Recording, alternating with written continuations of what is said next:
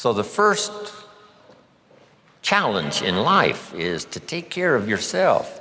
It is to survive. So to produce enough to survive, to take care of yourself. But now what's next? Well, all alone, it's a lonely life. So let's say the man now chooses a partner. Now he must figure out how to produce enough for himself and his spouse, his wife, his partner. Someone says, well, why do that? Why not just take care of yourself? And the answer is, it's a very small life. It's a very limited life. We wouldn't call it flourishing. We wouldn't call it abundant. Just taking care of yourself. That is the first rule, but that's only the beginning. So the man gets married. Now he must produce enough for himself and for his wife. And here's the key phrase to make a note of: to live the higher life. A life of togetherness. The storyteller says, it seems even God didn't want to be alone. He created all of these angels. Right?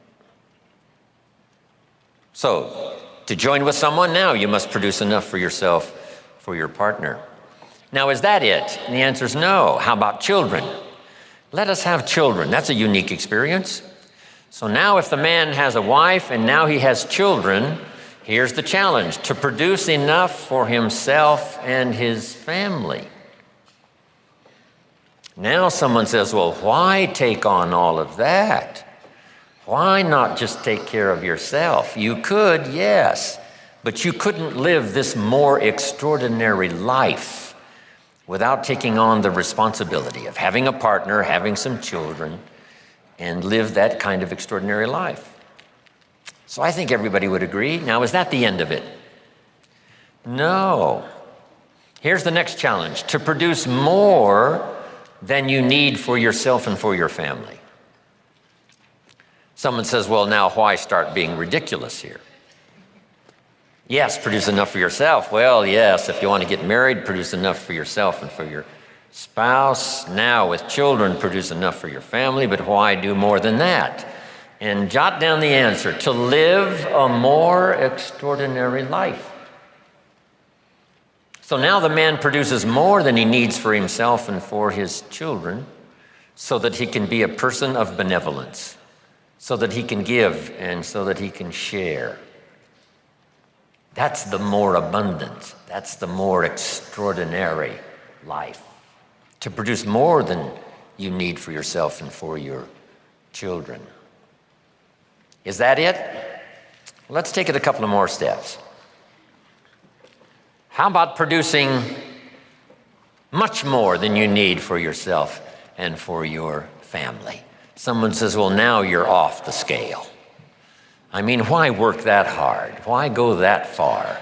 Why produce that much? Some would say, just take care of yourself. Some would say, just, get a partner and that's it, and then children and that's it. And be a bit benevolent and that's it. But why not go this next step and produce much more than you need for yourself and for your children? And when someone says, why do that? All of us know the answer, right? Why not? If you've got the talent and the skill and the opportunity, why not put all of that together and see if you couldn't produce much more than you need for yourself and for your family? Let's say you earned $10 million this year, and you and your family only need $3 million, which would probably cover most families, right? Some families are more expensive than others, as I discovered. But let's say $3 million would, cover a big, high percentage. So now if you and your family only needed $3 million for the year, now you have $7 million to give.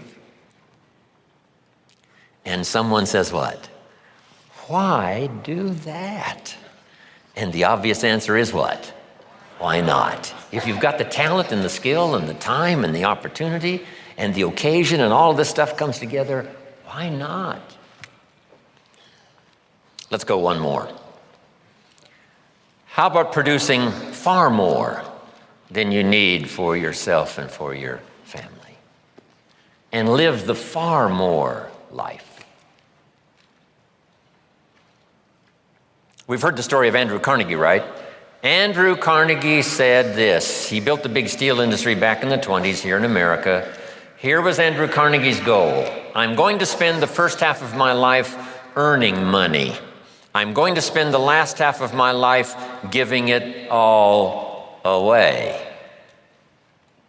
Isn't that extraordinary? Wouldn't you call that an extraordinary life? And the answer is yes. He got so excited by that goal that the first half of his life, he earned $400 million, which back then was a lot of money. I mean, now, right, it doesn't seem to be that much, but, maybe back then it would total $40 billion, like Bill Gates. So $40 billion he earned the first half of his life. Guess what he did with the last half of his life?